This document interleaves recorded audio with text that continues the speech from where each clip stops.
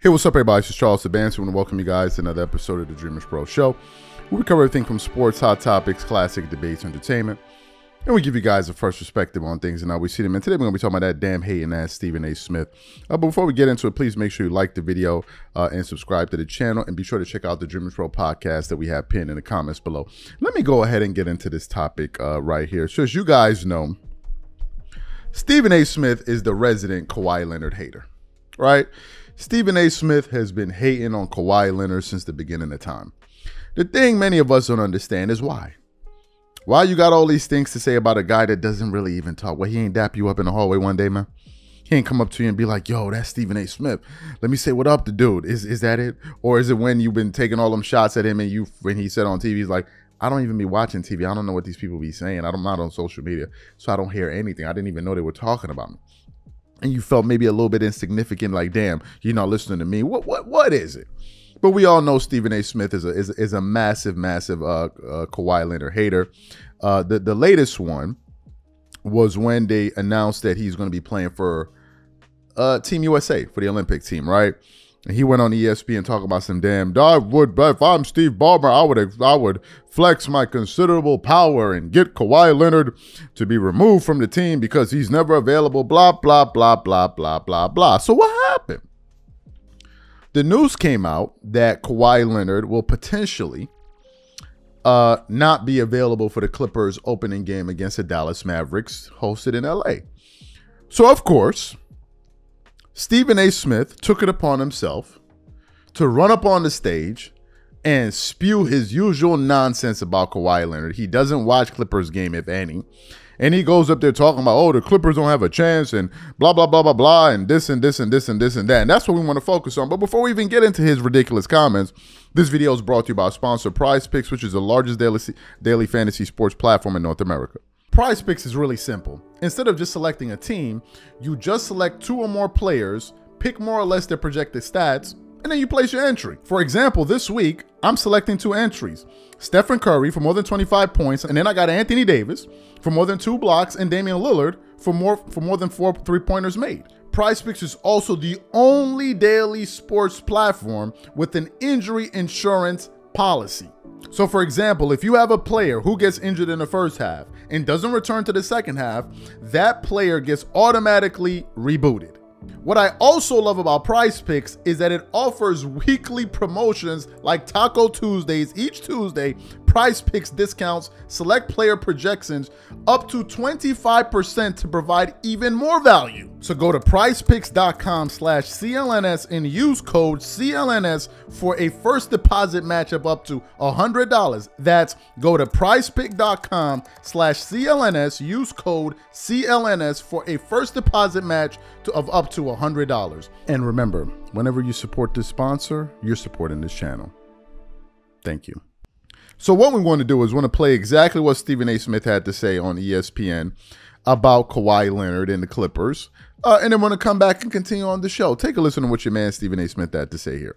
Well, educate me for a quick second. Did Kyrie ever just receive Kawhi Leonard? I'm sorry. Didn't he just receive contract extension? Correct me if I'm wrong. He did. He did. 3-year deal. 3-year deal, huh? A 3-year deal, huh? You know, it's amazing. You just finished talking about, you know, he's working himself back. He moved pretty well when it came to walking into the room to take those pictures to show that he was a member of Team USA. I said it before and I'm going to say it again. If I'm Steve Ballmer, I'm doing everything to sabotage that. Just this man can't be available for me. Yet again, we're walking into another playoff game and he's not available. I'm not questioning the legitimacy of his injury. I'm just saying, damn, it always happens. I got some numbers, Woj, and you'll appreciate where I'm coming from. Do you know since Kawhi Leonard arrived in 2019-2020, he's missed 41% of the Clippers' regular season games, 30% of their playoff games. They're 44-24 with Kawhi, 7-7 without him this regular season, by the way. In his time with the Clippers, they win 66% of the games when he's on the court, 168-87. Without him, they win 48% of their games, 83-89, ain't even a 500 team. He has that kind of a drastic effect on this franchise. We know he's a superstar player. We know how important he is. But what have I said about him all the time? He's damn near never available when you need him. The Clippers need him to beat the Dallas Mavericks. They're not beating the Dallas Mavericks without Kawhi Leonard. Can we just ask one simple question about this series regarding Kawhi Leonard? Who guards Luka Doncic if Kawhi Leonard is not in this series? Well, I got to admit to you, I mean, I don't know if they guard him. I mean, in the 3 games that they played against the Clippers this year, Luka's averaged 34 and 52% shooting. So even when Kawhi was there, they got their behinds waxed. So you heard what your man Stephen A. Smith had to say. But then something interesting happened. What happened? Yesterday, the Clippers played game 1 without Kawhi Leonard, and they ended up beating the Dallas Mavericks handily. At one point, they were up, I believe it was 26 points on the Dallas Mavericks. You know, the Dallas Mavericks with Luka Doncic that always owns the Clippers but never seems to be able to beat them.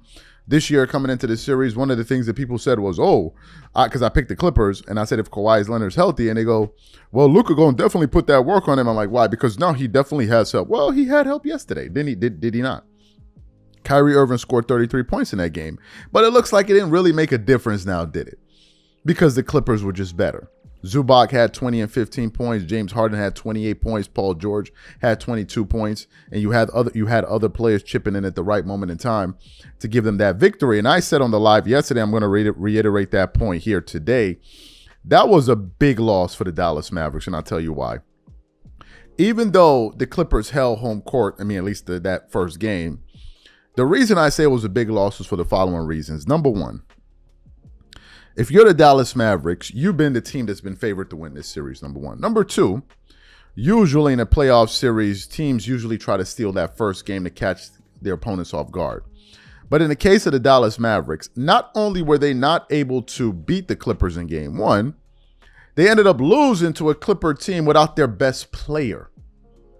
Contrary to what Stephen A. Smith was, if Kawhi Leonard not playing, who gonna guard? These are for the neophytes that follow basketball. The way Luka scores on the Clippers is very simple, and I've noticed it.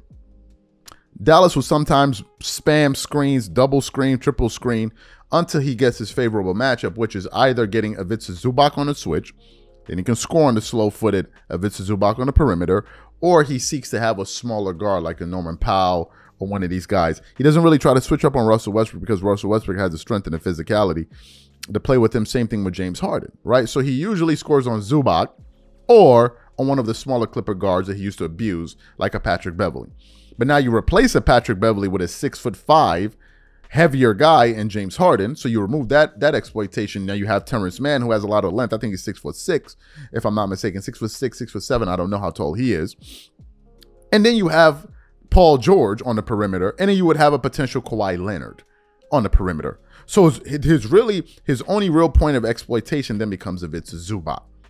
So it's not that he was torching Kawhi Leonard or who's going to guard him and all of that stuff. The Clippers played great team defense. They were able to blitz the right at appropriate amount of times, especially when Zubac was left on an island, get the ball out of his hand, recover to the open man, and all of that. So they had a great defensive game plan, which worked. Now, Luka did end up getting his numbers eventually, but it didn't really matter. So a lot of these people talking about Luka owns it. How can you own a team that you never beat? How does that work? You get your stats, but you never beat the team. So how do you own them? And now what I think is going to happen, I think Kawhi Leonard is going to come back in game 2. And now you're going to be facing this team potentially at full strength.